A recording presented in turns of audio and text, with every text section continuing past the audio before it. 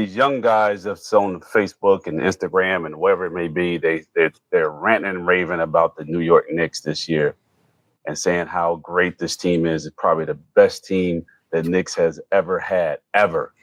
And I'm sitting here saying there's no way in hell they would beat that 90 Knicks team. Not a chance in hell in the same era. I'm sitting there saying, and I put it on books, and I will put money on it. I think that this Knicks team sucks compared to that team there. That team will beat them like a baby dog. It's just what it is. This generation think that this team will just destroy the 90s team.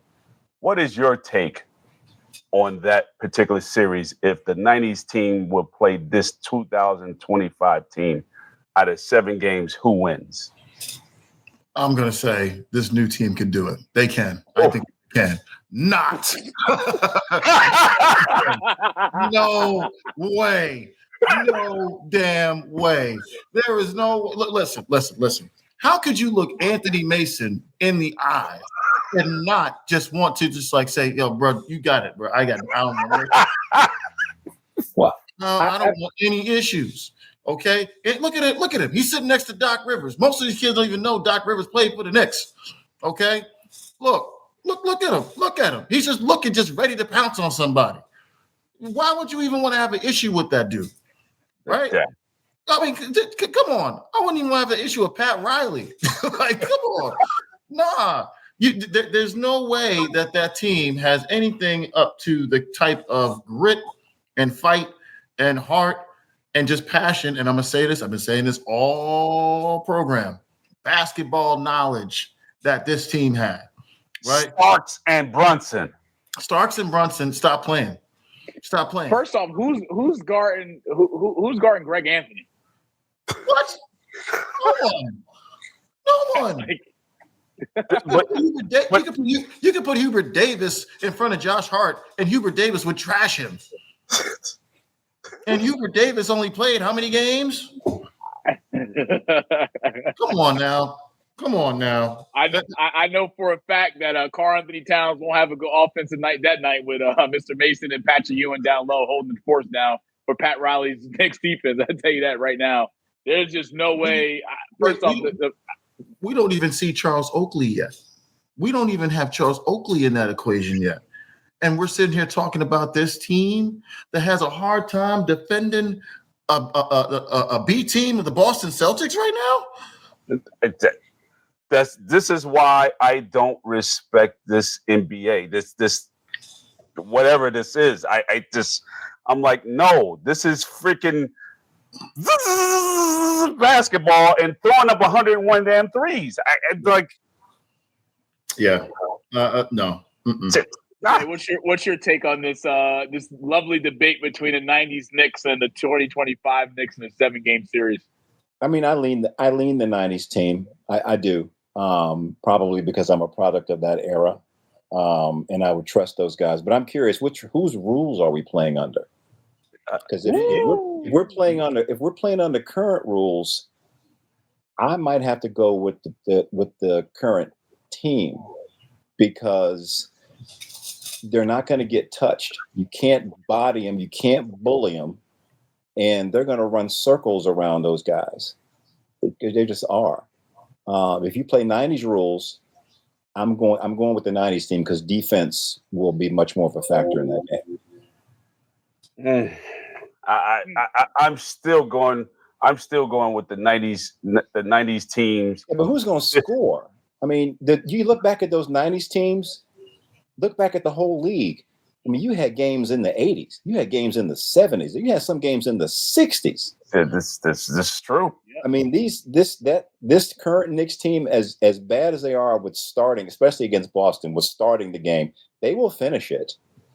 They will score some points. And Brunson, if you can't put a body on him, he will shoot your lights out. So I'm leaning towards taking 29 shots. I'm leaning 90s, but I want to know whose rules we playing under because I think it makes a difference.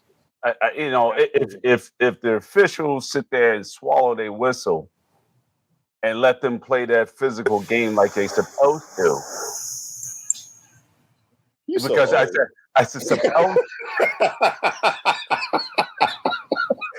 like they supposed to. Like they're supposed to. Not this just cherry picking, and you can do a step back and take 4 steps back and be able to shoot fadeaway threes without calling travel. Hey, that's a gather step now. Hey, I agree with you, but that's a gather step now. Hey, it's like all right, you're driving forward, and then next thing you know, you take a gather step, and then another 2. Look at your feet. Make sure you're behind the 3-point line to shoot. It's bad. It's bad, man. It's just bad. It's really bad. The era where you can shoot 49 3-pointers in an NBA game and actually win. Well, I mean, that's what they do. That's what they do. I mean, I'll be honest with you, right? Just the idea of a mobile center back in the day was something that was kind of unheard of unless you had Hakeem, unless you had Shaq. I'll put even Rick Smits in that damn category, right? Because what did Rick Smits do? He would spread the floor because he could shoot, right? Sam Perkins, another one, could shoot threes. That was an anomaly. Sam Robinson. Yeah, there you go, right? So I think that, to Jay's point, yeah, it definitely depends on the kind of rules that we're playing. Yeah, no, I ain't got that. I don't get this team beating that 90s team. They have too much. They have too much heart and too much prowess to even let this team get onto the court with them, let alone last 2 quarters. To be honest with you, I think that they have a lot more grit. I think they have a lot more fight. I think they have that it factor that this team has athleticism, but they don't have the other side of it. The knowledge of the game is so underrated. Knowledge of the game. I know, Jalen, you're gonna take 40 shots. I know you're gonna take 39 shots. I'm gonna make sure. You might not get that. But I'm gonna make sure get that. If we can't hand check.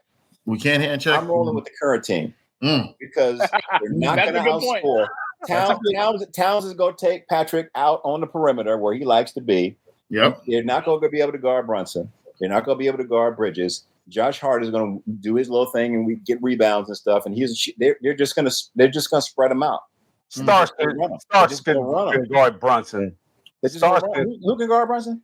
Starks at 6'5". Who's 6'5"? Starks was 6'5". Right? Yeah, that's right. Starks was shutting. Brunson is slow as a turd. He's not that fast. Yeah. He's slow as hell. Slow as a turd. My goodness.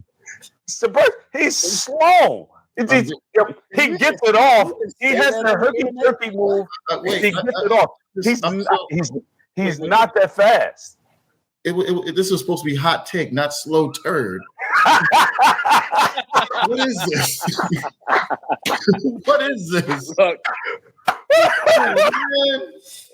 it's a debate. It's a debate we will put in the people's hands. 1990s Knicks versus 2025 New York Knicks team today. Who wins in 7-game series? We'll put that out to the people coming up within the next few days, and we'll let the people decide. Because look, as Jay said, if we can hand check Brunson, all that stuff, setting screens, all that stuff's out the window. It's gonna be a day in hell for Jalen Brunson offensively. And look, we talk about Pat Riley, one of the greatest coaches of all time. He's out coaching Tom Thibodeau with his eyes closed. Let's just call it for what it is. And at the end of the day, the physicality down low. Karl Anthony Towns, Mitchell Robinson, you're not getting a rebound over Mason. You're not getting a rebound over Patrick Ewing. It'll be a day in hell down low for sure. And look, when's the last time Karl Anthony Towns actually had to defend a big down low? Most of these bigs today, we look at Joker, we look at Embiid, we look at Anthony Davis. They're not playing back to the basket anymore. They're playing inside out, or they're doing pick and pop. They're shooting 3-pointers from top of the key, left wing, right wing, corner. When you got to guard Patrick Ewing down low offensively for 40 minutes, Patrick Ewing's got a bag of tricks that can last him from Monday to Sunday. Good Lord be with you. So, hey, Monty, Patrick Ewing won't miss that shot. When he played against the Bulls, he won't miss this shot in this era. I tell you that shit.